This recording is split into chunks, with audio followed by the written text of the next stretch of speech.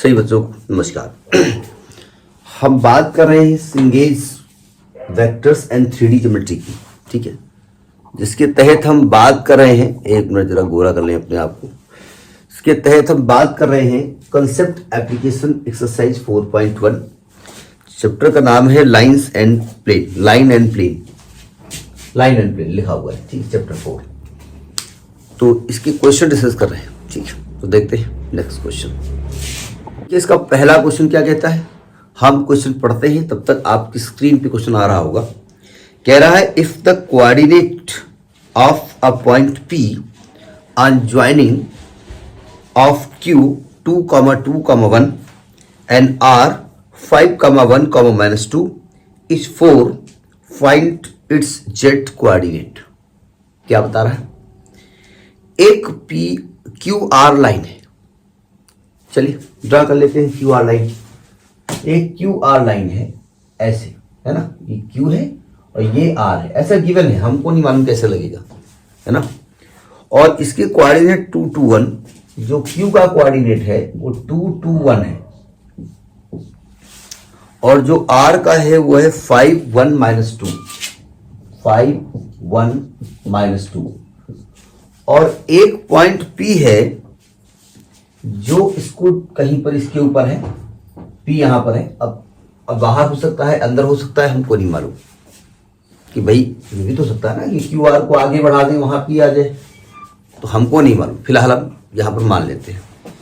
और कह रहे हैं कि Q का जो X कोऑर्डिनेट है वो 4 है, यानी Q का कोऑर्डिनेट कुछ है 4, Y कोऑर्डिनेट नहीं मालूम, Z कोऑर्डिनेट हमको नहीं मालूम, ऐसा कुछ दिया हुआ है। तो कह रहा है इसका Z कोऑर्डिनेट निकालो। तो भाई पहले तो हमको ये नहीं मालूम ना कि जो Q है ना वो इसको किस रेशियो में डिवाइड कर रहा है, इंटरनल कर रहा है कि एक्सटर्नल कर रहा है। तो हमने सेक्शन फार्मूला आपको बताया है, आप इंटरनल मान के चलिए। अगर इंटरनल कर रहा होगा तो आपका जो रेशियो आएगा ना दैट विल बी पॉजिटिव, अगर एक्सटर्नल कर रहा होगा तो that ratio will be negative. मैं इंटरनल मानता हूं। रेशियो क्या माने, M/N मान लो, ज्यादातर λ/1 मान लेते लोग, जिससे आपको लैम्डा निकालना होता है। तो मैं भी इसको λ/1 मान ले रहा हूं, ठीक है। अब इस डायग्राम से तो कुछ टॉपिक क्लियर हुआ हुआ कि भाई अगर हम इसका कोऑर्डिनेट मान लें x1, y1, z1, इसका मान लें x2, y2, z2, और इसका ऑलरेडी xyz है, ये xyz होता है। तो आपको चूंकि क्या नहीं मालूम, एक तो z कोऑर्डिनेट आपको निकालना है, आपसे कह रहा है z कोऑर्डिनेट निकालो, है ना। दूसरी बात आपको क्या नहीं मालूम है, आपको लैम्डा भी तो नहीं मालूम है, लेकिन x कोऑर्डिनेट दिया है।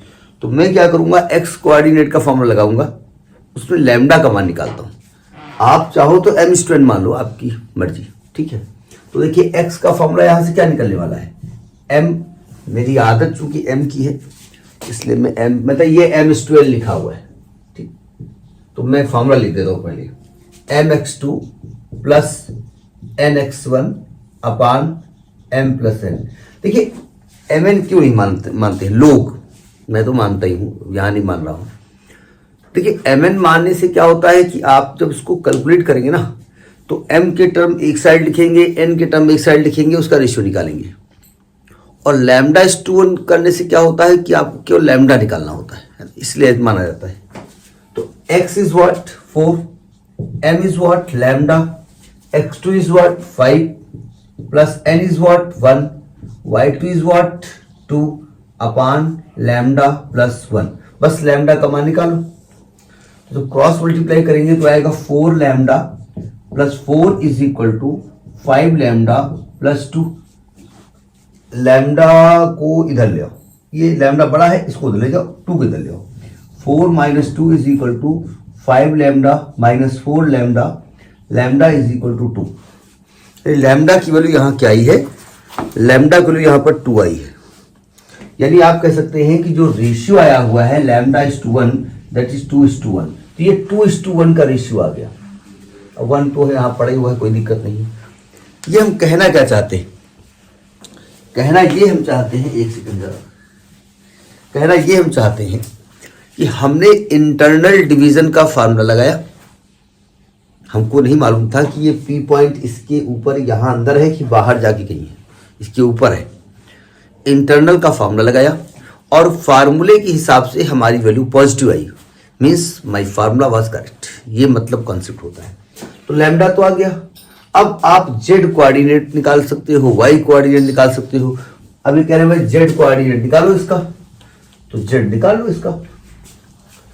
अगर y करते तो y की वैल्यू भी निकाल सकते हैं। y की वैल्यू क्या हो जाएगी, my2 प्लस ny1 अपान m प्लस n। यहाँ वैल्यू रख दोगे, लेकिन z पूछा तो काहे हम y निकाले भाई, हमसे पूछा नहीं, निकाल सकते हो। z की वैल्यू क्या होगा, mz2 प्लस nz1 अपान m प्लस n।